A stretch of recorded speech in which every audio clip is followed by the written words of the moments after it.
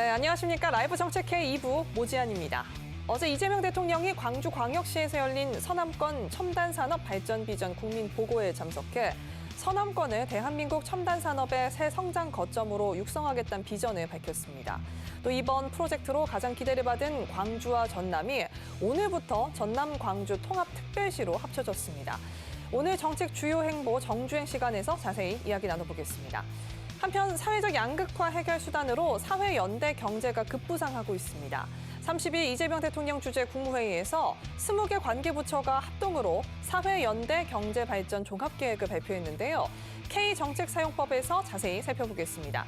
라이브 정책 K2부 먼저 오늘의 정책 소식으로 문을 열겠습니다. 함께 보시죠. 오늘의 정책 소식입니다. 이재명 대통령이 서남권 투자 국민보고회에서 용인과 서남권 반도체 클러스터를 동시에 추진하겠다고 밝혔습니다.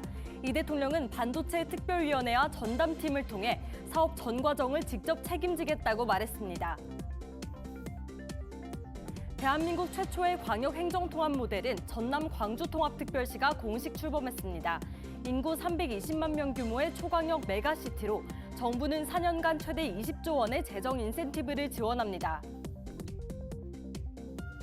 이재명 대통령이 한성수 국무총리 임명안을 제거하면서 한 총리가 공식 취임했습니다. 한 총리는 이재명 정부의 두 번째 국무총리이자 한명숙 전 총리 이후 20년 만의 여성 국무총리입니다.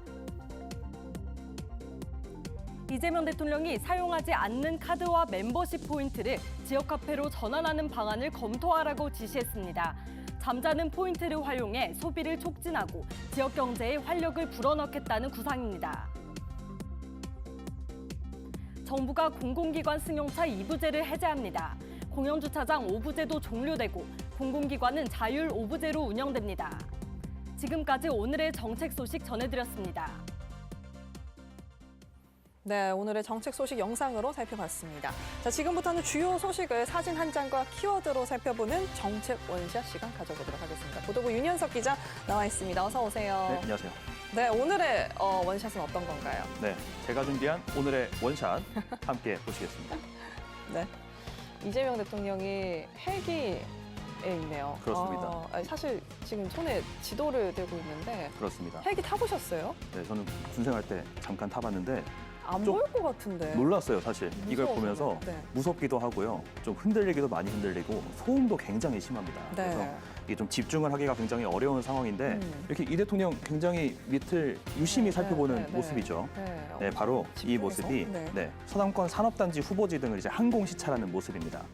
이 무안으로 이전이 추진 중인 그 광주 군공항 부지도 살펴봤고요. 네. 또 광주 미래차 산업단지도 공중에서 살펴봤다고 합니다. 네. 네, 미래형 도시죠. 해남의 솔라시도도 유심히 좀 보고 서남권 해양풍력 설치의 핵심 거점인 목포 신항만도 공중에서 꼼꼼하게 좀 살펴봤다고 합니다. 그러니까 무서운 상황일 텐데 지도 들면서 실제로 어떤 지형인지 좀 꼼꼼하게 살펴보는 모습이 담겨져 있는 그런 사진이었습니다.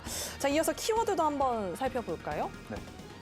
네, 오늘의 키워드는 또 대통령 책임입니다. 어떤 내용인가요? 네, 그렇습니다. 이재명 대통령 어제 광주에서 열렸던 국민보고회에서 이 서남권 반도체 클러스터 조성 사업을 직접 관장해서 총책임을 확실히 지겠다 이렇게 이야기를 했습니다. 네. 또 8월 출범하는 반도체 특별위원회 위원장도 자기가 직접 맡아서 또 사업이 한 달이라도 지연되지 않도록 청와대 전담팀을 만들고 전 과정을 끝까지 책임 있게 지원하겠다 이렇게 약속을 했습니다. 네. 이 대통령이 이 서남권 투자에 좀 진심인 게 이번 투자 계획을 성사시킨 게 지난 1년 재임 기간 중에 가장 보람 있는 일이다. 이렇게 또 이야기를 했어요. 그래서 정치인들이 흔히 보여주는 이 정책 보여주기 쇼가 아니라 네. 이게 진짜 되네? 국민들이 이렇게 좀 생각할 수 있게끔 확실히 책임지겠다고 거듭 강조했습니다. 네.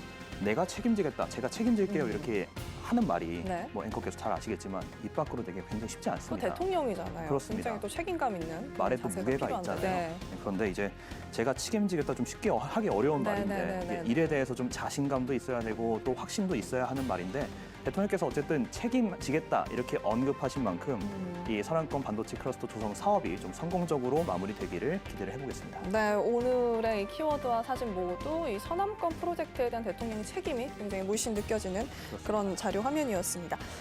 네, 더 자세한 이야기는 이어진 정주행에서 문기혁 기자와 이야기 나눠보도록 하겠습니다. 정책 주요 행보 정주행 코너로 넘어가 보도록 하겠습니다.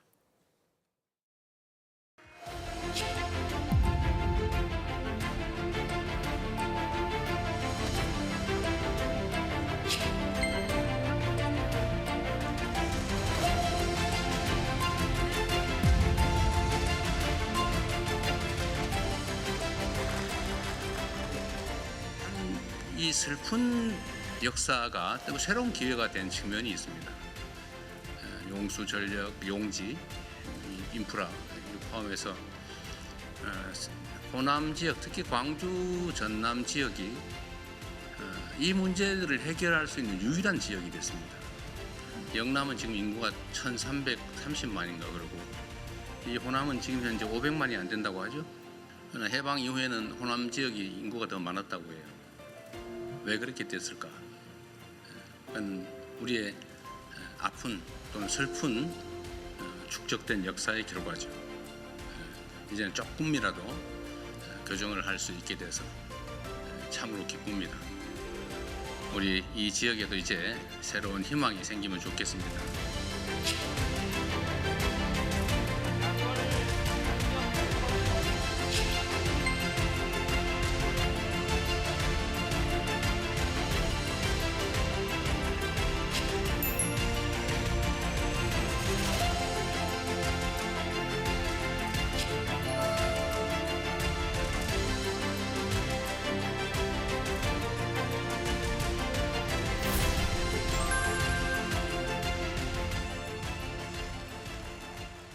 네, 지금부터 이재명 대통령의 행보부터 주요 정책에 대해서 자세하게 짚어보는 정책 주요 행보 정주행 시작해 보겠습니다.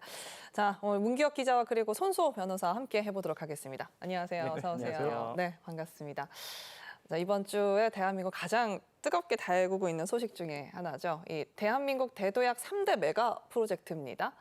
어제는 이 서남권 발전 비전을 발표하는 국민 보고회가 열렸는데요. 저는 숫자 듣고 놀랐습니다. 네. 우리나라에서는 조금 보기 힘든 천문학적인 규모의 그렇습니다. 투자 규모가 좀 발표가 됐는데 어마어마했습니다. 네, 그렇습니다. 이 SK와 삼성 등 주요 기업이 서남권에 총 896조 원을 투자하겠다 이렇게 발표를 했습니다. SK는 약 470조 원을 투자하는데요. 이 서남권에 반도체 메모리 메인팹 2기와 1기가와트 규모의 AI 데이터 센터를 구축하겠다고 밝혔습니다.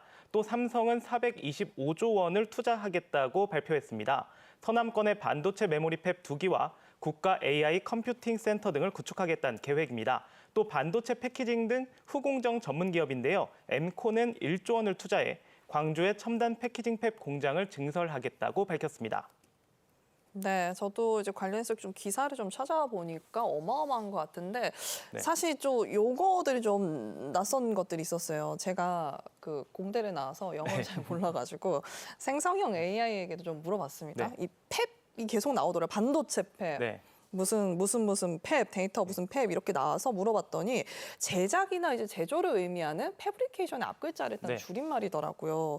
이 맞는지 좀 설명 좀 해주시죠. 제가 오늘은 앵커님의 일일 AI가 돼서 문 GPT가 돼서 이렇게 말씀을 드리겠습니다. 네. 말씀하신 것처럼 제조를 의미하는 게 맞습니다. 네. 일반적으로 반도체 팹이라고 부르는데요. 이 반도체 제조 공정이 이루어지는 생산 시설을 말합니다.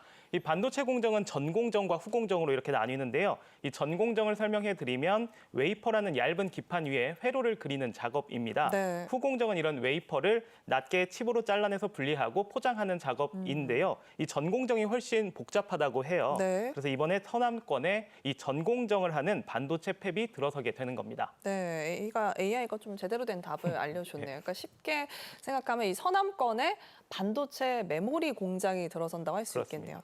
두 분도 좀 이렇게 좀 AI나 이런 챗GPT, 클로드 이런 거 쓰세요, 좀 변호사님? 매우 많이 쓰실 것 적극적으로 같은데. 씁니다. 네. 그리고 국내에서 만든 국산 법률 AI도 있거든요. 오. 물론 아직 갈 길이 한참 멀긴 한 것 같습니다만 네. 굉장히 여러 가지 모델을 적극적으로 활용하면서 뭐 배우기도 하고 그렇게 현재 진행을 좀 하고 있습니다. 기자님도 어떻게 예, 기사 쓰실 때? 저도 아무래도 브리핑 취재를 많이 하다 보니까 네. 브리핑이 길게 할 때는 뭐 30분 넘게 하는 경우도 있어요. 근데 그거 이렇게 받아치다 보면 너무 힘들어서 맞아요. 녹음해서 AI가 속기를 해주거든요. 그러면 맞아요. 훨씬 정확하고 그리고 내용을 파악하기도 편합니다. 요새는 저도 생방 중에 이렇게 가끔씩 뭐 모르는 거 있거나 할 때는 급하게 또 사용하기도 하기 때문에 굉장히 유용하게 쓰고 있습니다. 자, SK 하이닉스가 구축하겠다는 이 AI 데이터 센터가 이렇게 우리가 쓰는 AI와 좀 관련이 있는 것 같아요. 네, 그렇습니다. 이 AI 데이터 센터 설명드리기 전에 이 토큰에 대해서 먼저 토큰의 개념에 네, 대해서 네, 좀 네. 말씀을 드려야 될 것 같은데요. 이 토큰은 이 생성형 AI가 이용자들의 질문이나 요청에 답하기 위해 정보를 잘게 자르는 그런 인식 최소 단위입니다. 이용자의 질문이나 요청이 좀 어려울수록 네. 소비하는 토큰이 더 많이 드는데요. 제가 오늘 앵커님의 일일 문 GPT잖아요. 토큰을 주셔야 될 것 같은데, 예. 그래서 이 AI 네. 영어 같은 경우에는 한 단어에 한 1.3 토큰 정도가 소비가 된다고 네, 하고요. 네. 이 자음 모음의 조합형 언어인 한국어는 두세 배 정도 더 든다고 합니다. 이 AI 데이터 센터는 이 토큰을 생산하는 이른바 토큰 팩토리라고 네. 할 수가 있겠는데요. 1기가와트당 약 40조에서 400조 개의 토큰을 생산한다고 합니다. 어마어마한 양이죠. 네. 엄청나네요. 그러니까 뭔가 이제 어쨌든 AI에 대해서 어쨌든 어떻게 좀 활용이 되는지 데이터가 이런 설명을 좀 해주셨습니다. 네. 반도체 이 메모리 팹도 AI 데이터 센터도 이렇게 쉽게 말하면 이 첨단 산업과 관련된 공장들이 들어선다는 거잖아요. 구체적인 장소가 좀 아직 정해지지 않은 건가요? 예, 아직 뭐 구체적으로 정해지진 않았는데요. 이 광주 전남 일대에 7개의 후보지가 있습니다. 이 광주 미래차 국가산단과 빅그린 국가산단, 그리고 첨단 삼지구 일반산단, 나주에너지 국가산단, 영암 해남 솔라시도 등 기존의 산업단지 5곳에요. 이 광주 군공항 종전부지와 그리고 무안 국가산단 후보지까지 모두 7곳입니다. 이 기업들이 직접 주도적으로 선택하기 때문에 네. 기업의 선택만 남아있는 상황인데 이르면 이번 달 중에는 결정이 된다고 합니다. 그렇군요. 이번 투자 계획에 대한 논의가 등장하면서부터 이 입지에 대한 논쟁이 굉장히 뜨거웠습니다. 자, 이 대통령 입지에 대한 강한 의지를 밝혔는데요. 영상이 준비되어 있습니다. 먼저 보시고 오겠습니다. 지금 이 입지 선정 관련해서 여러 가지 이제 반론들 뭐 이견들이 있는데 분명한 건 그렇습니다. 이게 경제적 그 원리에 따르는 것이라는 겁니다. 용수, 전력, 용지, 인프라 포함해서 호남 지역, 특히 광주, 전남 지역이 이 문제들을 해결할 수 있는 유일한 지역이 됐습니다. 이재명 대통령 입지에 대한 입장을 좀 밝힌 부분이었습니다. 서남권에 또 투자를 계약한 기업에서도 이 입지 선정 이유에 대한 의견을 밝혔는데요. 함께 영상으로 확인하시죠. 전 세계적으로 메모리 공급 부족이 심화되고 있고 이에 따라 새로운 반도체 클러스터를 빠르게 확보해야 하며 대규모 부지에 안정적인 전력과 용수 공급이 가능한 입지가 저희에게는 필요합니다. 그런 측면에서 서남권은 반도체 클러스터에 필요한 조건을 만족할 것으로 기대되는 입지입니다. 저희는 그 용인 그 반도체 국가산업단지의 이후에 새로운 단지를 준비해야 될 시점도 점점 당겨지고 있는 상황입니다. 그래서 여러 지역 중에 특히 전력, 용수 등 반도체의 필수 인프라와 인력 확보, 정주 여건 등 많은 인센티브 지원이 기대되고 있는 광주를 저희가 후보지로 계획하고 있습니다. 네, 이 영상에서도 계속해서 지금 언급이 되고 있지만 이번 서남권 발전 계획이 알려지면서 가장 관심을 끈 부분이 이 입지적인 인프라 부분이었습니다. 대규모 전력과 용수 공급에 대해서 좀 여기가 인프라적으로 적합하다 이런 말들이 많이 나오고 있는데 구체적인 공급 계획도 좀 나왔습니까? 네, 계획이 나왔는데요. 일단 용수 먼저 설명을 드리면요. 네. 이 정부는 서남권 반도체 공장에 공급할 수 있는 약 65만 톤의 용수를 확보할 계획입니다. 이 전남 화순의 동복댐의 기존 여유량을 활용을 하고요. 또 댐을 높이는 증고 작업을 검토하고 있습니다. 네. 여기에 이제 광역 수도망까지 엮는 다중 수원 체계를 구축한다는 계획입니다. 이 전력은 서남권 반도체 팹 4기가 운영하는데 약 6.3기가와트의 규모가 필요하다고 합니다. 네. 그런데 이제 호남 지역 같은 경우는 지역 내 발전량보다 이 소비량이 더 적다고 해요. 그러니까 발전량이 더 많은 네. 전력 여유 지역이라는 건데요. 한 소비량이 한 1.7배 정도라고 합니다. 그렇군요. 여기에 이제 뭐 풍부한 태양광, 해상 발전 이런 게 있기 때문인데요. 여기에 더해서 이제 전남 영광군에 원전 6개를 활용할 계획입니다. 부지 같은 경우는 약 160만 평 정도가 확보가 됐다고 합니다. 네. 특히 정부는 이제 산업단지 조성 기간을 대폭 단축하겠다고 밝혔습니다. 네, 그러니까 소비는 적은데 전력 공급은 많은 지역이고 또 부지 그렇습니다. 확보에도 굉장히 유리한 지형이다라고 설명해 주셨습니다. 반도체 생산이 전 세계가 주목하는 사업입니다. 해외에서는 이런 공장이나 산업단지가 좀 어떻게 지어지고 있는지 궁금한데요. 네, 해외 사례들도 비슷한데요. 일본 같은 경우도 대도시권과 멀리 떨어진 지역에 이제 대규모 반도체 생산 공장을 운영하고 있습니다. 이 저렴한 전기 요금 그리고 풍부한 지하수 덕분인데요. 이 또 다른 반도체 강국이죠. 대만 같은 경우도 강줄기나 댐 근처 그리고 대규모 공업 용수 전용 시설 등이 갖춰진 곳에 이 반도체 공장을 운영하고 있습니다. 네, 그러니까 이렇게 조금 인프라 문제가 해결이 된다고 해도 그 이전에 고민해야 할 부분도 좀 있습니다. 이 기업이 공장 하나만 좀 이렇게 세우려고 해도 검토를 해야 되는 절차나 이런 법적 제도들도 좀 있을 것 같은데 변호사님, 네. 보통 이런 때는 어떤 부분에서 시간이 좀 걸리나요? 사실 가장 시간이 많이 걸리는 거는 그 기업의 투자 여부 결정이겠죠. 네, 그렇죠. 그런데 지금 이미 근데, 사안의 경우에는 이미 결정을 해결이 했고 됐어요. 네. 정부와 함께 네. 계획까지 발표했기 때문에 네. 그 단계는 넘어갔습니다. 그런데 그렇다더라도 제도적으로 시간이 걸릴 수밖에 없는 그 과정들이 아직도 많이 남아 있어요. 우선 설계도 해야 되고요. 네. 그리고 또 시공도 해야 되는데 그와 함께 토지를 확보하고 또 보상 작업도 해야 됩니다. 물론 중앙 정부와 지방 정부가 적극 나서면은 상당히 단축이 되겠습니다만 네. 해야 되는 절차들은 다 밟아서 가야 되거든요. 그리고 또 그 외에도 인허가도 있겠고요. 환경과 문화재, 농지 관련된 부분까지 챙겨야 되기 때문에 네. 법적으로 또한 제도적으로 해 나가야 되는 일은 굉장히 많거든요. 하지만 중요한 것은 정부와 기업의 의지인 것 같습니다. 특히 어제 발표 내용을 보면은 확고한 것 같아요. 네. 그래서 앞으로 이게 흔들리지 않고 의지를 갖고 진행을 한다면 그동안 좀 긴 시간이 걸렸던 다른 규모가 유사하다고 할 수가 없겠네요. 네. 네, 다른 큰 규모의 사업들에 비해서도 더 빠르게 진행될 가능성이 있지 않을까 이렇게 짐작됩니다. 너무 이제 규모가 네. 큰 사례다 보니까 국내에서는 비슷한 사례 찾기는 좀 어려울 것 같기는 해요. 사상 최대 규모라고 하니까요. 네, 그러니까요. 어쨌든 네, 법률이나 이 제도적인 개선이 좀 필요할 것 같은데요. 보편적으로 좀 겪게 되는 투자 걸림돌을 좀 시원하게 해결해줄 방안도 마련이 됐을까요? 네, 그렇습니다. 정부는 특별법을 제정해서 걸림돌을 제거하겠다는 계획인데요. 네. 이 메가특구 특별법이라는 새로운 법을 올해 안에 제정하겠다는 게 목표입니다. 이 법 제정 이후에 이 법에 따라서 메가특구 지정을 신속하게 추진할 계획입니다. 이 메가특구에 대해서 좀 설명을 드리면 이 메뉴판식 규제 특례와 그리고 수요 응답형 규제 유예, 마지막으로 업그레이드 규제 샌드 등 이제 3가지 규제 특례가 적용이 되고요. 또 대규모 투자 시에는 성장 엔진 특별 보조금을 지원하는 등 재정, 금융, 세제, 인프라 등 7대 통합 지원 패키지를 제공할 계획입니다. 네, 이런 전폭적인 지원을 약속했지만 우려의 시선도 있습니다. 이재명 대통령이 3대 메가 프로젝트 국민 보고회부터 이 서남권 보고회까지 양일에 걸쳐서 빠르고 확실한 진행을 강조했는데요. 영상으로 확인해 보겠습니다.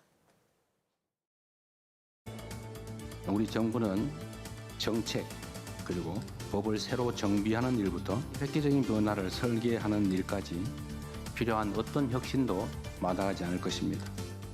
정말 얼마나 빠르게 이 일이 실행될 수 있는지를 제가 직접 체크해서 보여드리도록 하겠습니다. 정치인들이 하는 정책쇼 보여주기가 아니고 진짜구나 꼭 보여드리고 싶어요. 정부에서 재정 지원이든지 인프라 구축이든지 거주 교육 여건이든지 문화 보건 여건이든지 최대로 잘 만들어내겠습니다. 그런데 이게 사실상 법률 제정이 정부만 나선다고 좀 가능한 건 아닌 것 같습니다. 이 빠른 진행을 위해 좀 어떤 것들이 필요할지 변호사님 좀 생각 좀 말씀해 주시죠. 사실 엄밀히 보면은 법률 제정은 정부가 할 수가 없습니다. 그쵸. 네, 발의를 할 수 있어도 또 국회가 나서야 되는 것이고 또 국회를 반드시 통과해야 되는 것이거든요. 그러다 보니까 지금 정부가 강한 의지를 가지고 또한 지방 정부와 함께 중앙 정부가 여러 가지 조치를 취하고 좀 방법을 만든다 하더라도 이 메가특구 특례법의 경우는 법률이기 때문에 국회를 통과해야 된다. 그런데 지금 현재 국회의원 구성을 보면은 여당이 단독으로 법률을 법 여건이 네. 통과시킬 수 있습니다. 다만 그렇게 할 경우에는 여러 가지 좀 갈등 요소가 네, 남을 네, 수 있고 네, 네, 또한 동력이 다소 좀 떨어질 가능성이 있기 때문에 아마도 정부와 여당도 현재 반발 기류를 보이고 있는 일부 야당을 끝까지 설득을 해야 될 것 같아요. 그래서 설득 작업을 하고 그리고 네. 함께 뜻을 모아서 여야가 합의를 해서 법률을 제정해야 네. 동력이 떨어지지 않지 않겠냐 네. 이런 생각이 개인적으로 들고요. 다만 어제 당장 여러 일부 야당의 유력 정치인들이 네. 입지 선정 등과 관련해서 굉장히 날선 비판을 네, 했거든요. 네. 그 비판이 실제로 경제적으로 또한 이 과학 분야의 측면에서 볼 때 옳은지 그른지는 뭐 제가 판단할 수는 없어요. 네. 다만 정부 입장에서는 뭐 그런 반발 여론도 존재한다. 그리고 그런 반발을 할 수밖에 없는 정치인도 있다. 그렇다면 그런 정치인들까지도 모두 다 설득을 하거나 또는 절충을 해야만 여야 합의로 법률안이 통과될 수 있다. 당연히 고민할 것 같거든요. 네. 당연히 그런 전제하에 여러 가지 노력들을 할 것으로 보이고 또 그렇게 해야 될 것 같습니다. 이제 아무래도 왜 이런 막대한 규모의 프로젝트를 이제 서남권에 몰아주냐가 야당의 좀 입장인 것 같아요. 이 부분을 좀 불식시키려면 어떻게 좀 해야 될까요? 정부가 어떤 주장을 좀 해야 될지. 좀 전에 함께 본 네. 대통령의 네, 네, 발언 네, 중에도 입지 관련해서 여러 가지 반론이 있다라는 네, 언급이 있었습니다. 네, 네, 분명히 네. 모르지 않을 거예요. 네. 그리고 경제 원리에 따른 결정이다, 선택이다라는 표현도 했거든요. 네, 굉장히 많은 맞아요. 의미를 가지고 있는 네, 것 같습니다. 그러면서 이 서남권이 특히 호남이 유일한 지역이다라고도 유일하게 해결할 수 있는 지역이다라는 발언까지 했습니다. 네. 이거 역시 반발 여론이 있다는 것을 아마도 예측을 하지 않았을까라는 생각이 드는데 한 가지 걱정되는 거는 일부 언론에서 이거 호남에 대한 선물 예. 그렇게 또 또는 표현을. 그동안 네, 호남이 좀 누리지 못했으니까 균형을 맞추기 위해서 호남을 선택했다. 이거는 대통령의 이런 발언의 취지와는 많이 동떨어져 있는 것 같습니다. 그렇죠. 그래서 네. 철저한 경제 원리에 따라서 가장 기업들이 원하고 가장 이 사업에 적합하고 가장 도움되고 빨리 할 수 있는 곳을 찾아봤더니 이곳이다. 라고 지금 말을 한 거거든요, 네, 대통령이 네, 직접. 네, 네. 그런데 일부 언론은 대통령 편을 들어준다고 오히려 이거는 선물이다. 그동안 완전은 다 균형 있게 가야 되는 거 아니냐라고 한다면 오히려 더 반발 여론을 더 강하게 만들지 않을까. 이런 부분들은 좀 고민을 좀 해야 되지 않을까. 입지적인 부분에 대한 좀 반발이 계속해서 나오고 있기 때문에 법 제정, 그러니까 국회 동의가 좀 필요하기 때문에 법 제정을 위해서는 그러려면 여야 합의를 또 이끌어내야 되고요. 정부의 조금 그런 노력이 필요할 것 같습니다. 문경 기자님은 어떻게 보시나요? 네, 저는 뭐 변호사님 말씀에 100% 동의를 하고 네. 국회의 초당적인 이 협력이 필요할 것 같아요. 그리고 이번에 그제였죠. 이 대한민국 제도약 그 3대 메가 프로젝트를 보면 서남권에 조금 포커스가 맞춰져 있긴 합니다만 네. 서남권뿐만 아니라 충청권 그리고 대경권까지 아우르는 맞아요. 이 메가 프로젝트 발표가 있었거든요. 네. 특히 이제 내일은 충남 아산에서 그리고 모레는 경남 진주에서 각각 첨단 산업 발전 비전 국민 보고회가 또 열립니다. 이런 내용들을 좀 하나하나 뜯어보면은 서남권뿐만 아니고 뭐 충청권, 대경권 이렇게 대한민국의 경제 지도를 새롭게 맞아요. 그린다는 네, 야심찬 네, 네. 포부로 발표한 내용이기 때문에 뭐 하나하나 뜯어보면 대한민국 이 국가 균형 발전이라는 관점에서 국회가 초당적인 협력을 할 필요가 있을 것 같고 또 네. 국회의원들은 또 여론에 많이 의식을 하기 때문에 또 네. 국민적인 지지도 필요할 것 같습니다. 네. 그리고 또 일부 정치인들이 입지 선정에 대해서 좀 지적을 하면서 네. 용수가 풍부하겠냐라는 지적을 하고요. 네. 그리고 또 전력이 과연 풍부하겠냐. 이 용수와 전력 관련해서 이 지역이 가장 적합하다고 발표를 했는데 네. 정면으로 오히려 의문을 제기하고 있거든요. 그렇다면 충분합니다, 풍부합니다, 가장 적합해요라는 그런 추상적인 이야기로 그칠 것이 아니라 네. 구체적으로 언제 어떤 준비를 해서 어느 정도까지 되니까 이거는 걱정하지 마시라. 가장 좋은 선택을 한 거다라는 구체적인 부분들을 제시하면서 이제 야당 정치인들 그리고 또 야당을 지지하는 국민들까지 설득하는 작업들이 반드시 뒤따를 것으로 보이고요. 또 아마도 그런 준비도 지금 하고 있지 않을까 싶습니다. 구체적인 반론으로 좀 여야가 합의에 이를 수 있도록 도움을 줘야 된다라고 말씀해 주셨고 문경 기자는 이제 영남권의 피지컬 AI 등 이제 이번 주에 또 방문을 해서 그 관련 네, 그렇습니다. 투자도 내용이 있으니까 그런 내용들이 좀 잠식이 되지 않을까라고 또 얘기를 해주셨습니다. 모두가 한 마음으로 좀 움직이기를 바라고 있는 것 같습니다. 이번 서남권 투자 소식이 전해지면서 지역 경제가 또 뜨겁게 들썩이고 있는데요. 사람도 모이고 돈도 모이고 대한민국이 산업 지도를 새로 쓰는 기회가 될 것 같습니다. 굉장히 좀 효과가 엄청날 것으로 보이는데 어떻게 보시나요? 네, 일단 그 반도체 전공정이 상당히 복잡하고 네. 까다로운 작업이라고 네. 제가 설명을 드렸잖아요. 그래서 이 반도체 전공정 팹을 한 기를 만들 때 이제 부지를 조성한다거나 아니면 뭐 설비 같은 거를 설치할 때 수십조 원 규모의 건설 투자가 수반이 된다고 합니다. 네. 사실 건설 투자가 이루어지면은 지역 경제가 활성화될 수밖에 그쵸. 없겠죠. 네. 그래가지고 특히 용인 반도체 클러스터가 이미 사례가 있는데 이 사례를 보면은 235만 평에 10조 원을 들여서 용지를 선정을 하고 또 기업들은 360조 원을 투자해서 팹 6개를 만들었다고 해요. 이 네, 숫자들만 네, 네. 봐도 정말 뭐 억소리가 나다부터 조소리가 나오는 네. 예, 그런 내용들인데 뭐 이런 부분들 특히 뭐 직간접적인 경제 효과도 뭐 760조 또 고용 유발 효과가 160만 명이라고 하니까 이런 뭐 숫자들이 사실 와닿는 정도가 아닐 정도로 너무 어마어마한 규모의 정말 네. 메가 프로젝트인데 좀 이런 부분들이 큰 기대감으로 모아지고 있습니다. 건설 투자가 아무래도 이제 공장을 지으려면 그렇습니다. 먼저 이루어져야 되고 그러다 보면 고용 등 지역 경제 활성화가 네. 좀 예상이 된다라고 설명해 주셨습니다. 변호사님은 좀 어떻게 보시나요, 이 효과? 특히 평택 지역의 경우에 건설 굉장히 열심히 하고 있잖아요. 네. 저도 그 관련된 소송도 굉장히 많아요. 그쵸. 네, 그래서 네, 평택 가봤더니 규모가 어마어마합니다.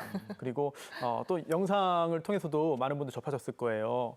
아침에 새벽에 동도 트기 전에 그 수많은 인력들이 네. 일하러 쫙 갔다가 또 퇴근하고 또 교대하면서 계속 일하는 모습들을 보면서 저렇게 일자리가 만들어지면은 당연히 지역 경기는 활성화될 수밖에 없다라는 생각이 들고요. 네. 다만 뭐 평택이든 또는 뭐 아산이든 또는 용인이든 그동안 이런 대규모 투자와 설비로 인해서 지역 경제가 일시적으로 좀 부흥된 경우들은 굉장히 많이 있죠. 하지만 이게 다 지어지고 나면은 그 다음에 어떻게 되는 것이냐. 또는 지어진 다음에는 어떤 방향에서 어떠한 인력들이 어떻게 활동을 하고 이게 서울에서 출퇴근을 하거나 아니면은 어떤 이런 영업을 한 후에 네. 그 수익은 다 서울로 가고 나머지만 좀 귀찮은 일만 지방에서 하는 거냐. 이런 고민거리도 좀 해야 되거든요.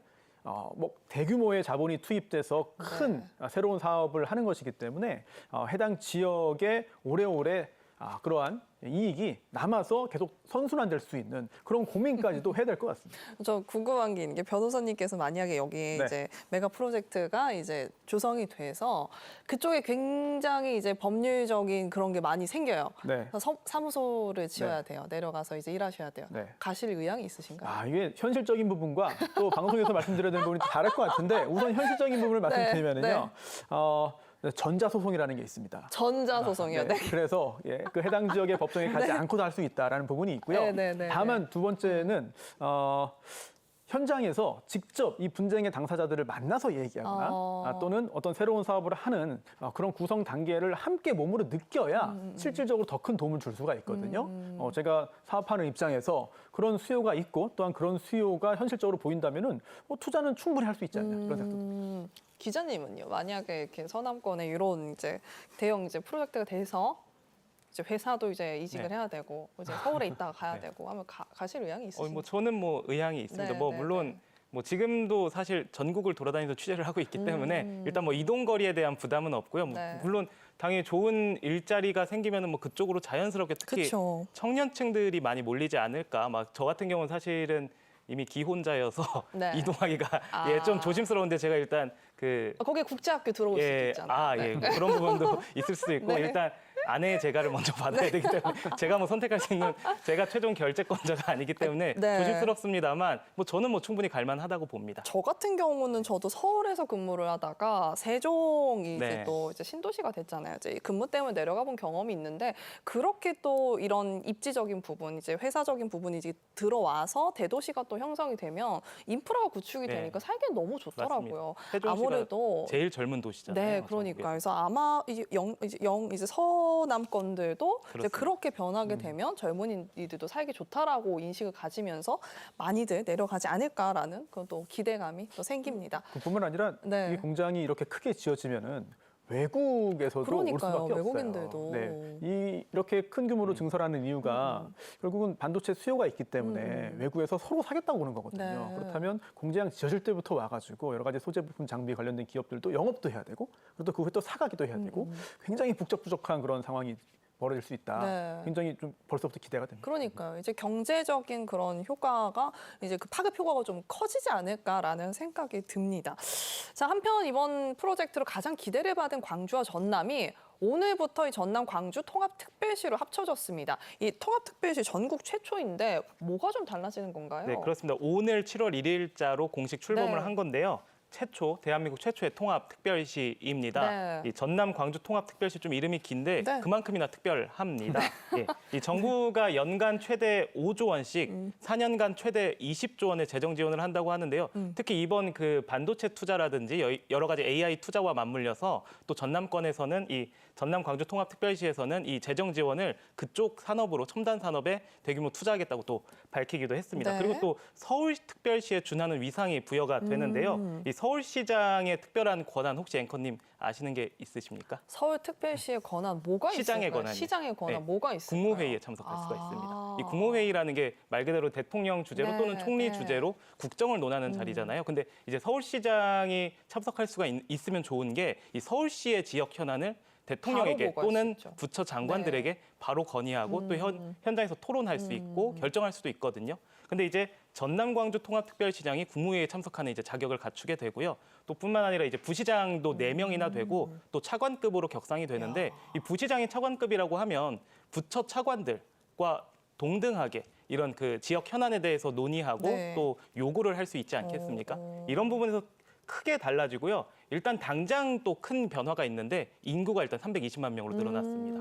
그리고 이게 우리나라에서 서울 그리고 경기도에 이어서 세 번째라고 해요. 일단 인구가 많이 늘어나면 그만큼 그 지방 정부의 재정도 탄탄해지겠죠. 네. 그리고 이쪽으로 말씀하신 것처럼 뭐 일자리도 몰리게 될 거고, 그리고 뭐 좋은 학교도 들어설 거고, 네. 이런 식으로 사람이 몰리면 당연히 인프라가 들어서는 거는 자연스러운 수순이고, 네. 그리고 지역 내 총 생산 규모는 159조 규모로 늘어나는데요. 이건 또 전국 5위 수준이라고 합니다. 이렇게 이제 그렇군요. 전남 광주 통합특별시가 우리나라 이제 최초의 통합특별시로서 이제 오늘부터 본격적으로 운영이 되는데 네. 좋은 선례가 됐으면 하는 바람입니다. 그러니까 이제 이름이 길어진 만큼 네. 이제 특별해지고 서울에 준하는 그런 위치에 하게 됐는데 국무회의에도 이제 시장이 참석을 하게 되고 4명의 부시장이 차관급 대우를 받는다라고 얘기를 해주셨습니다. 자, 이재명 대통령이 어려운 결정을 내린 전남 광주 통합특별시에 감사의 말을 또 전하기도 했는데요. 어떤 내용인지 함께 들어보시겠습니다. 행정구역 통합이 잘 안 되는 이유는 사실 정치적 요소가 가장 많죠. 그런데 전남 광주의 새로운 가능성을 위해서 과감하게 통합의 결단을 해주신 대한민국의 지방자치 역사를 새로 써주신 우리 두 분께 박수 한번 드리고 싶습니다.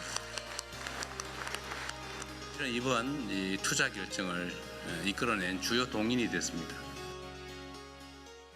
네, 출범 이전부터 좀 각오를 단단히 한 것 같습니다. 이 반도체 산업은 다양한 산업 생태계가 뒷받침돼야지 정착과 또 성공 확률이 굉장히 높아진다고 그렇습니다. 하는데 이 전남 광주 통합특별시의 준비와 각오 좀 상당한 것 같습니다. 어떻게 보이시나요? 준비와 각오가 말씀하신 대로 상당한 것 같은데요. 이 전남 광주 통합특별시 의회, 지방의회도 전남 광주 통합특별시 의회로 새롭게 출범을 했는데요. 네. 오늘 출범을 했는데 0시 5분에 새벽에 바로 첫 본회의를 열어서 1호 안건을 가결을 했다고 합니다. 네. 전원 찬성으로 가결을 했다고 하는데요. 그 안건 이름이 글로벌 반도체 전력 투자 지원에 관한 조례안입니다. 말 그대로 이제 반도체 투자에 대한 지원을 조례로서 뒷받침하겠다는 건데요. 이 투자 유치부터 투자 이행 기반 시설 지원 등 제도적 기반이 마련이 된 거고요. 이 조례에 따르면 이제 통합특별시장이 할 일이 많아졌는데 이제 반도체 산업 투자 유치와 그리고 투자 이행 지원을 위한 시책을 수립하고 또 시행을 해야 하고요. 네. 그리고 관계기관과 협력 체계를 규칙하도록 이 조례에 따라 규정이 됐습니다. 그리고 또 이 내용을 종합적으로 심의 조정하는 이 반도체 전략위원회도 새롭게 설치가 될 예정입니다. 네. 이 시 차원에서도 행정 역량을 총동원하겠다고 이미 밝힌 상황입니다. 네. 이 투자 전주기에 걸쳐서 밀착 지원을 하고요. 또 중요한 교통, 주거, 여건 이런 등 네. 이런 정주 여건을 대폭 개선하겠다고 밝혔습니다. 또 정부와 삼성전자, SK하이닉스 같은 이 기업들이 또 양해각서도 체결을 했는데요. 이 서남권 첨단 산업 육성을 위한 투자 양해각서입니다. 이 양해각서에 따라서 기업은 이 양해각서에 따라 첨단 산업 투자를 추진을 하고 또 각 부처는 소관 업무에 대해서 적극적으로 뒷받침하겠다는 내용이 포함되어 있습니다. 네, 그렇군요. 이제 시작 단계입니다. 투자 계획에서 끝나지 않고 이 현실화되기 위해서는 앞으로 좀 어떤 점을 챙겨야 할까요? 네, 현실적으로 용수 전력에 대한 걱정이 있기 네, 때문에 네. 이 부분을 잘 준비를 해야겠고요. 네. 그리고 또 인력도 특히 고급 인력들이 잘 충원이 돼야 되고요. 또한 단순히 공장만 있는 것이 아니라 하나의 이제 거주 단지를 이루어서 여기서 모든 것들이 해결될 수 있도록 만드는 것이 굉장히 중요해 보입니다. 네. 그리고 또 대통령이 강한 의지를 갖고 추진했잖아요. 네. 대통령 임기는 정해져 있습니다. 아. 그리고 그 다음 선거도 있고 그 다음에 어떤 당이 또 집권할지 누가 대통령일지 알 수가 없거든요. 네. 누가 대통령이 되든 어떤 당이 집권을 하든 가장 최선의 길이다라는 것을 공감할 수 있도록 이 4년 동안 준비를 해야 될 것 같습니다. 네, 기대감이 높은 서남권 프로젝트 앞으로 잘 정착이 돼서 현실화되기를 바라보도록 하겠습니다. 지금까지 정주행 함께했습니다. 도움 말씀 주신 문기혁 기자 그리고 손수호 변호사였습니다. 반갑습니다. 감사합니다. 네, 고맙습니다. 고맙습니다. 네, 다음 순서는 분야별 국정 정책과 과제 이슈들을 풀어보는 K 정책 사용법입니다. 오늘의 이슈 먼저 영상으로 확인하시겠습니다.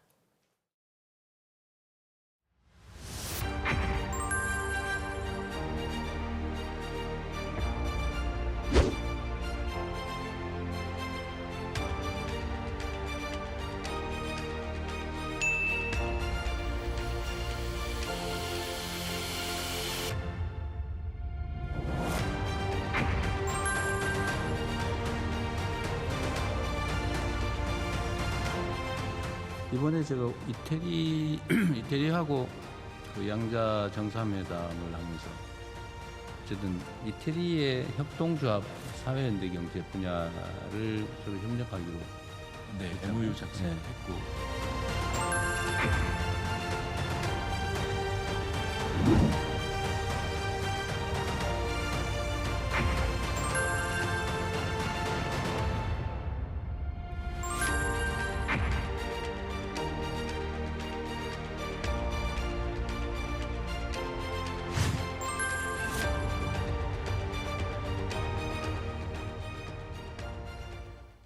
네, 정부는 사회연대 경제 성장 촉진을 핵심 국정과제로 선정하고 범정부 차원의 활성화 정책을 추진하고 있는데요.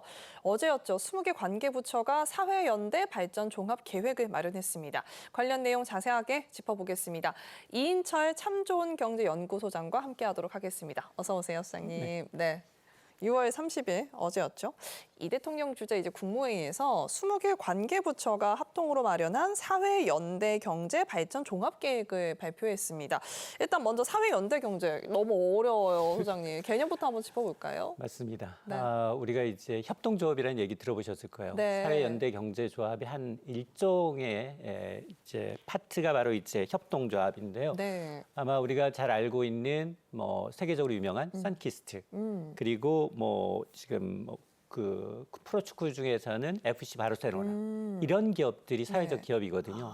이제 민간 주주들 그러니까 1인당 이제 우리가 잘 알고 있는 이런 이제 국내외를 대표하고 있는 주주들 일상생활에서도 어떤 기업이 아니라 민간 기업이 아니라 개인이 대주주로서 참여하면서 협동조합 형태로 운영되는 곳을 우리가 주로 이런 이제 협동조합 조직에 이제 알고 있는 건데 와, 네. 돈만 잘 버는 것이 아닙니다. 네. 이게 사회 연대 경제라는 게 사회적인 가치를 좀 만들어 나가는 경제입니다. 네. 그러니까 이제 기업이 이익을 추진하는 게 가장 큰 목표이지만 이익 추구뿐만 아니라 뭐 취약계층의 일자리 창출이라든가 아니면 지역 경제 활성화라든가 십시일반으로 뭐 여러 가지 아이들 돌봄이라든가 환경 문제라든가 이런 공익적 가치를 내세우는 것. 이걸 바로 사회적 경제 연구가 이제 추구하는 경제 활동인데요. 대표적으로 앞서 제가 이제 협동조합 말씀을 드렸는데 네. 사회적 기업이 있고요, 협동조합이 있고요, 마을 내에서도 있어요. 네. 우리가 옛날에 뭐 두레라고 해서 십시일반으로 이제 마을에 일이 생기면 도와주는 일도 비슷합니다. 네. 그리고 이제 자활기업이나 소셜 어떤 벤처기업 등이 대표적인 사례인데 최근 들어서는 농협 그리고 신협 우리가 알고 있는 새마을금고 여기도 일종의 다양한 조직의 협동조합이기 때문에 폭넓게 아우르는 개념에 이제 포함이 됩니다. 이번 종합계획이 나온 배경은 명확한데요. 우리나라가 지금 양적으로 성장을 많이 했죠. 수출은 세계 5손가락 안에 들 정도로 커졌습니다. 빠르게 성장을 하고 있는데 주요 선진국에 비해서 경제 규모 그리고 고용 측면에 있어서는 여전히 갈 길이 멉니다. 때문에 어떤 사회 연대 경제를 단순한 어떤 취약계층을 돕기 위한 수단이 아니라 우리나라의 당당한 한국 경제 새로운 축을 담당할 수 있도록 지금 키우겠다라는 구상인데요. 아마 앞으로 이제 2035년까지 우리나라 GDP의 10% 그리고 고용이 한 10%까지 달성을 하게 되고 이런 사회적 연대 기업을 무려 선도 기업으로 2천여 개를 육성을 목표로 네. 하고 있습니다. 자, 이렇게 되면 특히 4개 분야, 돌봄 분야, 주거 분야, 에너지 분야, 농어촌 분야, 국민 생활과 밀착한 이제 4대 분야에 대해서 집중 지원하게 되는데 결국 이제 앞서 얘기했습니다만 정부 재정에만 의존하는 구조에서 좀 벗어나서 지금 지역 스스로 상생하면서 자생할 수 있는 경제 생태계를 구축하겠다라는 게 핵심입니다. 선키스트, FC 바르셀로나 이런 게 협동조합인지는 처음 알았어요, 저는. 대부분이 잘 모르시더라고요. 네, 그러니까 뭐 우리나라에 있는 뭐 농협이라든가 이런 것들은 이제 알고는 있었으나 국제적인 이런 기업들이 협동조합일 줄은 상상도 못했는데 굉장히 우리 생활에 많이 밀접한 개념이라는 생각이 들었습니다. 국제사회에서도 이미 이런 사회연대 경제가 주요 정책 흐름으로 자리를 잡고 있습니다. 정부에 따르면 이 유엔이 2023년 사회연대 경제 활성화 결의안을 채택을 하고 경제협력개발기구가 관련 법 제도를 또 정비를 권고하기도 했습니다. 국제적으로 좀 주요 정책 흐름으로 자리 잡은 게 맞는 것 같은데 해외 동향 좀 짚어주시죠. 맞습니다. 이제 사회 연대 경제라는 게 우리나라만의 문제가 아니라 선진국은 이미 상당히 많이 이제 진보된 모습을 보이고 있는데요. 네. 최근에 국제사회에서는 이제 자본주의 시장 경제 체제가 어느 정도 좀 안정이 되고는 있지만 기존의 어떤 복지 정책을 좀 보완할 필요성이 좀 커지고 있거든요. 네. 그러다 보니 제3의 경제축으로 자리 잡고 있는 게 바로 이 사회적 연대 경제입니다. 실제로 말씀하셨던 것처럼 유엔은 2023년입니다. 사회경제 연대 활성화 결의안을 채택한 바가 있고요. 그리고 OECD 역시 회원국들에게 관련 법과 제도 정비를 권고한 바가 있습니다. 아마 가장 먼저 성과를 내고 있는 게 유럽이에요. 네. 앞서 제가 FC 바르셀로나를 네. 예를 들었습니다만 EU 회원국에서는 사회연대 경제가 GDP의 6에서 8%까지. 그렇게 많이 차지합니까? 그렇습니다. 전체 고용의 6% 이상을 차지할 정도로 사회 연대 경제가 어떤 경제 한 중심의 축으로 지금 자리매김하고 있고요. 특히 유럽 같은 경우에는 이제 프랑스, 스페인, 포르투갈은 별도의 기본법이 마련이 되면서 제도적으로 지원을 받고 있습니다. 특히 이제 프랑스의 경우는 정책 금융과 민간 펀드를 통해서 자금 조달하는 역할을 돕고 있고요. 대표적으로 가장 성공한 사례를 꼽으라고 하면 캐나다의 퀘벡입니다. 퀘벡주인데요. 네. 1990년대 제조업이 많이 쇠퇴했죠. 이때 대두된 것이 바로 이제 사회연대 경제인데 이를 적극 육성한 결과 2008년 글로벌 금융위기 당시 일반 기업의 생존율이 2배 이상 높았고요. 또 현재 지역 고용의 10%, 유럽의 6%를 훨씬 뛰어넘는 10%를 차지할 정도로 지금 캐나다 퀘벡주를 책임지는 핵심 경제 주체로 성장을 하고 있습니다. 네. 이들 해외 사례를 보게 되면 가장 중요한 게 뭐냐? 정부의 지원이 중요한 게 아니라 자생력입니다. 해외 성공 사례에서도 결국 경쟁력을 갖춘 사회 연대 경제 기업이 많이 늘어났기 때문에 가능했었던 만큼 네. 우리도 지원과 함께 지속 가능한 수익 모델을 어떻게 만들어내느냐가 가장 중요한 과제입니다. 네, 그러니까 해외에서는 이 사회 연대 기업이 사회적 한 축을 이룰 만큼 그만큼 중요하게 자리를 잡았다라고 말씀해 주셨습니다. 이 정부는 이 사회 연대 경제 성장 촉진을 핵심 국정 과제로 선정하고 지난해 10월 행정안전부를 사회 연대 경제 주무부처로 지정을 해서 범정부 차원의 좀 활성화 정책을 추진하고 있는 중인데요. 이번에 발표된 이 사회 연대 경제 발전 종합계획 추진 전략과 주요 핵심 과제들이 궁금합니다. 맞습니다. 이번 종합계획의 핵심은 정부가 주도하고 있는 게 아니라 민간 주도의 스스로 자생력 있는 생태계를 만들겠다라는 건데요. 이를 위해서 정부가 지금 행복한 대한민국을 비전으로 3대 전략과 15개 핵심 과제를 제시하고 있는데 첫 번째가 바로 성장 및 경쟁력을 좀 지원하겠다라는 건데요. 즉 자금줄이 막히지 않도록 금융과 판로, 세제 혜택을 전방위적으로 확대하고 또 공공시장 참여 기회를 넓혀서 기업들이 자립할 수 있는 체력, 기반을 마련해 주겠다라는 게 첫 번째고요. 두 번째가 지역혁신 생태계 조성입니다.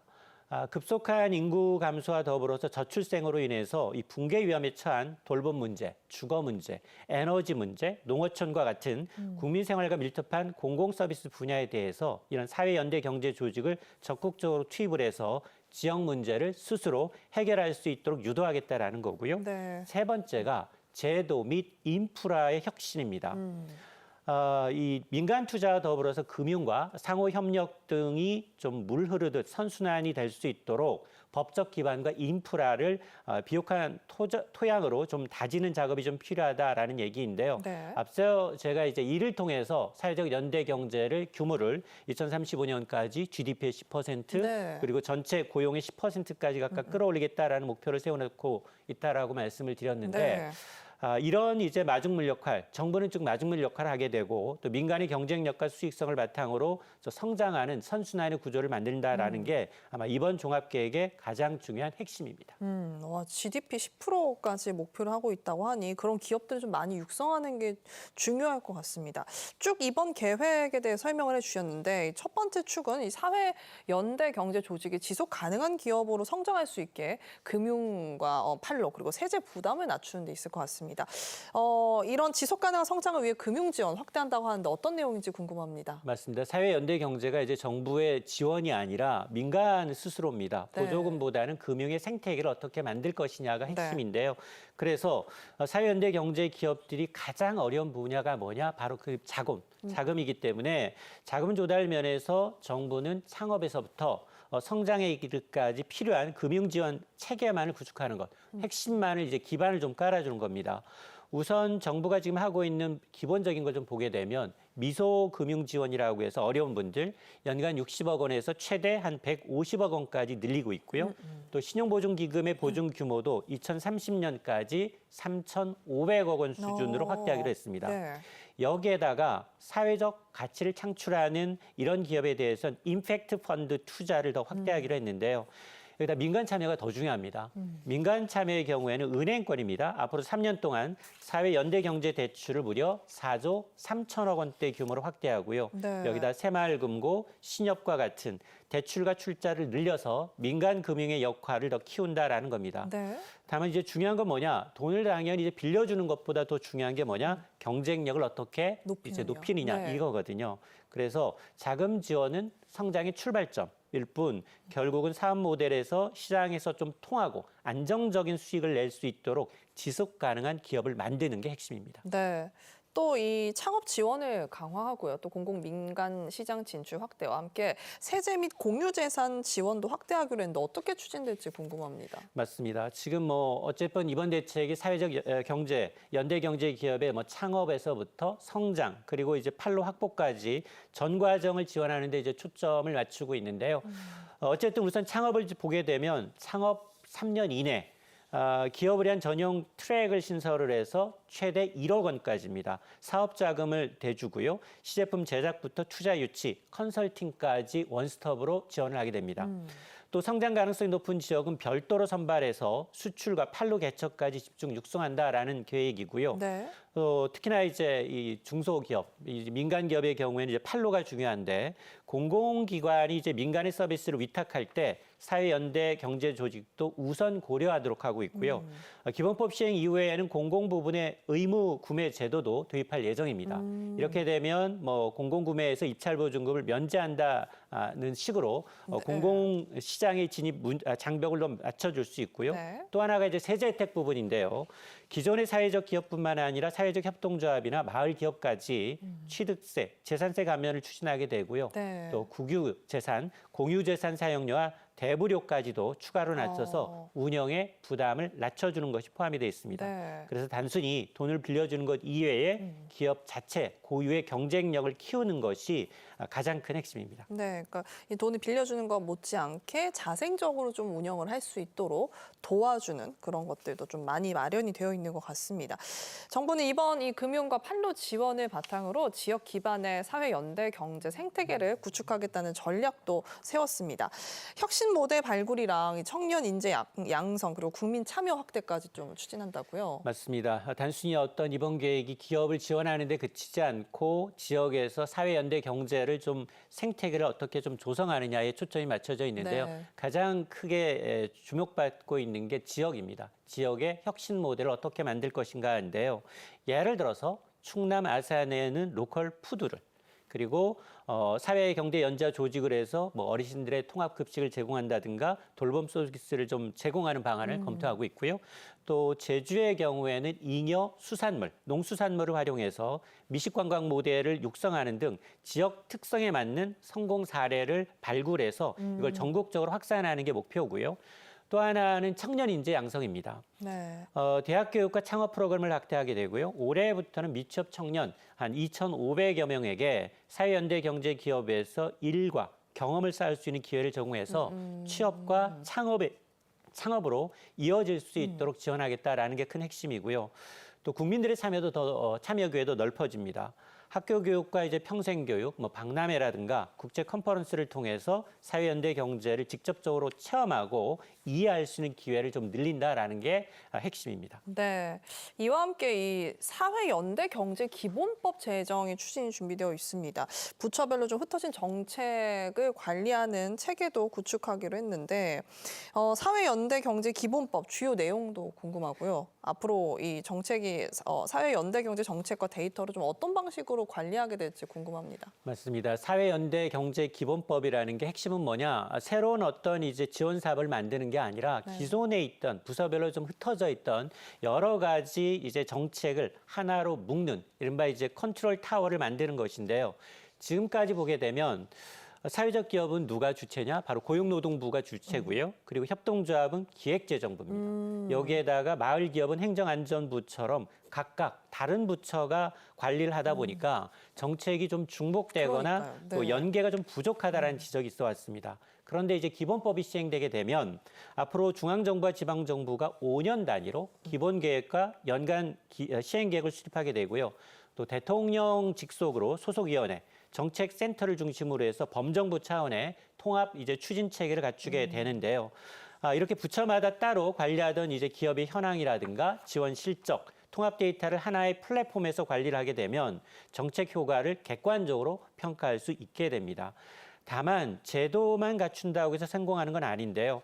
이 통합 플랫폼이 단순한 어떤 행정 시스템에 그쳐서는 안 되고 이 데이터를 바탕으로 해서 어떤 기업이 성장하고 또 어떤 정책이 좀 효과를 내고 있는지 분석해서 정책에 다시 반영하는 어떤 선순환 구조가 만들어져야 합니다. 결국 이제 기본법의 성공 여부는 조직을 늘리는 데 있는 게 아니라 정책의 효율성, 현장의 체감도를 얼마나 높이느냐에 달려 있다고 볼 수 있습니다. 주체 부처가 좀 각각 달랐는데 사회연대 경제 기본법을 통해 통합 관리도 좀 할 수 있고 그러다 보면 효율적으로 움직일 수 있는 그런 계기가 될 것 같습니다. 그리고 아까 소장님께서 말씀해 주셨다시피 4대 중점 분야가 돌봄, 주거, 에너지, 농어촌 이렇게 있었습니다. 이렇게 선도 모델을 추진할 계획인데 이 내용 한번 짚어볼까요? 돌봄과 주거 먼저 한번 짚어보죠. 맞습니다. 이번 계획에서 지금 국민들이 변화를 가장 크게 체감할 수 있는 분야를 꼽으라고 하면 아마 이제 바로 돌봄과 이제 주거 분야입니다. 우선 돌봄 분야에서는 이제 사회적 협동조합이나 마을기업과 같은 이 조직들이 지역사회 통합 돌봄의 이제 핵심 파트너로 직접 참여하게 됩니다. 이들은 주민과 가장 가까운 곳에서부터 의료, 요양, 또 식사 지원, 심리 상담까지 묶어서 주민 맞춤형 복합 서비스를 이제 제공하는 게 큰 그림이고요. 또 하나 주거 분야 역시 단순히 어떤 집만 지어주는 공급에서 좀 벗어납니다. 공동체 활동과 더불어서 돌봄 기능이 결합한 이른바 공공지원형 임대주택을 확대하게 되고요. 여기에다 보증보험 가입을 의무화해서 임차인 보호도 한층 강화가 됩니다. 하지만 이제 핵심은 공급의 양이 아니라 서비스의 질이라고 할 수 있는데요. 돌봄은 전문성이 필요하고요. 지속 가능성이 필요합니다. 그래서 이런 것이 답보돼야 하고 주거는 실제 주거비 부담이 좀 완화돼야 하고요. 공동체 활성화를 좀 이어져야 되는 대목이 있는데요. 결국 국민의 일상에서 좀 직접 해보니 좀 살기 편해졌다라고 좀 느낄 수 있는 실질적인 변화를 좀 이끌어내는 것이 이번 정책의 가장 중요한 과제입니다. 네, 돌봄과 주거는 그렇게 내용이 좀 될 것 같고 에너지 분야에서는 좀 햇빛 소득 마을을 전국적으로 확산하는 한편 이 농어촌에서는 사회적 기업 등을 활용한 빈집 정비 그리고 생활 서비스 공급 확대도 추진한다고 지금 나와 있습니다. 에너지와 농어촌 분야 한번 추진 계획 구체적으로 한번 짚어볼까요? 맞습니다. 에너지하고 이제 농어촌 분야의 핵심은 뭐냐? 지역 스스로가 수익을 창출하는 겁니다. 수익을 올리면서 그 돈으로 네. 지역의 문제를 좀 직접적으로 이제 해결하는 자립 구조를 갖추는 게 가장 큰 핵심인데요. 우선 이제 에너지 분야에서는 주민들이 협동조합을 구성을 해서 태양광 발전소를 운영하는 이른바 햇빛 소득 마을을 오는 2030년까지 3,000개 이상을 조성한다라는 계획인데요. 네. 여기서 발생한 이제 발전 수익의 경우에는 마을버스 운영이라든가 무료급식과 같은 지역 복지 사업에 재투자됩니다. 또 농어촌 분야에서는 고질적인 좀 빈집 문제가 좀 커지고 있죠. 네. 또 인프라 부족을 해결하는 데도 초점이 맞춰지고 있는데 사회적 기업과 협동조합이 이런 빈집을 숙박시설로 이용하거나 아니면 문화공간으로 리모델링해서 활용할 수도 있고요. 네. 또 돌봄이나 이제 먹거리와 같은 필수 생활 서비스의 경우에는 공급하는 이런 이제 농촌형 조직을 500곳까지 이제 육성하겠다라는 계획인데요. 네. 물론 이제 시설 늘리는 것도 중요합니다. 그런데 더 중요한 건 뭐냐? 바로 이제 사람이 정말로 머물 수 있느냐, 체류하면서 수익을 창출할 수 있느냐인데요. 네. 재생에너지 사업과 이제 빈집 정리가 주민들의 어떤 일자리 문제, 또 실질적인 소득으로 연결이 돼서 정말 일할 수 있는 청년들이 정착할 수 있을 때 농어촌이 지속 가능한 성장 기반이 비로소 좀 단단해지지 않겠느냐라고 정부는 기대하고 있습니다. 네, 자, 이 대통령은 이 사회연대 경제발전 종합계획과 관련해서 이 협동조합과 또 사회적 기업 등이 공동체 활성화를 비롯해 공공서비스의 질 향상에 기여할 수 있는 만큼 우수 사례 발굴과 또 재정 인센티브 지급 등의 지원을 강화해 줄 것을 주문을 했습니다. 이번 종합계획 차질 없이 이행하기 위해서 정부가 좀 어떤 노력을 좀 해야 될까요? 일단 성공 사례가 나와야 되거든요. 네. 외국처럼 성공 네. 사례가 나오고 그게 실제로 이제 지역 경제 내지는 일자리, GDP에 기여하는 부분이 좀 드러나야 되는데 그래서 이번 종합계획이 성공하기 위해서 가장 중요한 건 뭐냐?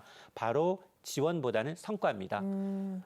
정부 예산이 투입되고 제도를 만드는 것도 물론 중요합니다만 그러나 국민이 실제 변화를 체감하면서 정책이 지속이 돼야 이런 사회적 연대 경제가 더 활성화될 수 있는데요. 네. 무엇보다 앞서 이제 각 부처에 흩어져 있던 기능을 하나로 부처 간 협력이 무엇보다 중요한데요. 이번 계획에 20개 부처 146개 과제가 함께 추진되고 있는 만큼 네. 행정안전부를 중심으로 속도감 있게 조율하면서 중복 사업은 좀 줄이고 또 성과를 공유하는 체계를 만드는 게 중요하고요. 네. 또 재정 지원도 단순히 어떤 조직의 수를 늘리는 데 초점을 맞춰서는 안 됩니다. 실제로 지역의 일자리를 얼마나 창출하고 있는지 또 돌봄 서비스가 기존에 비해서 얼마나 네. 개선되고 있는지 그리고 빈집이 정말로 재활용되면서 얼마나 부가가치를 내고 있는지 또 주민의 만족도가 실제로 얼마나 더 늘어나는지 이런 객관적인 지표를 좀 성과로 평가해서 잘하는 조직에 더 많은 기회를 주는 방식으로 좀 운영이 돼야 하고요. 아마 이제 이재명 대통령도 이 같은 이제 강조한 것도 같은 맥락입니다. 네. 협동조합이나 사회적 기업이 공공 서비스의 질을 높이면서도 공동체의 이익을 좀 키우는 역할을 해야 한다라고 강조를 하고 있는데요. 결국 사회 연대 경제라는 게 복지 정책만이 아니라 지역의 지속 가능한 성장 발판, 성장 전략이 돼야 한다라는 얘기인데요. 네. 정부가 제도화 기반을 마련하고 또 민간이 혁신적인 경쟁력을 높이면서 주민들이 직접 이제 성과를 체감하는 선순환 구조가 만들어질 때 이번 종합계획도 성공할 수 있을 것으로 보입니다. 네, 당장에 좀 성과가 필요하다라고 말씀해 주셨고 그에 따라 정부는 이제 부처별 협력을 좀 주도해야 되고 성과에 따라 혜택을 몰아주는 게 좀 필요할 것 같다라고 말씀해 주셨습니다. 국내에서도 선키스트 그리고 FC 바르셀로나 같은 그런 협동 기업이 나오기를 바라보도록 하겠습니다. 도움 말씀 주신 이인철 참 좋은 경제연구소장이었습니다. 감사합니다. 고맙습니다. 네, 오늘 준비한 소식은 여기까지입니다. 저희는 내일 오후 1시에 다시 찾아뵙도록 하겠습니다. 함께해 주신 시청자 여러분 고맙습니다.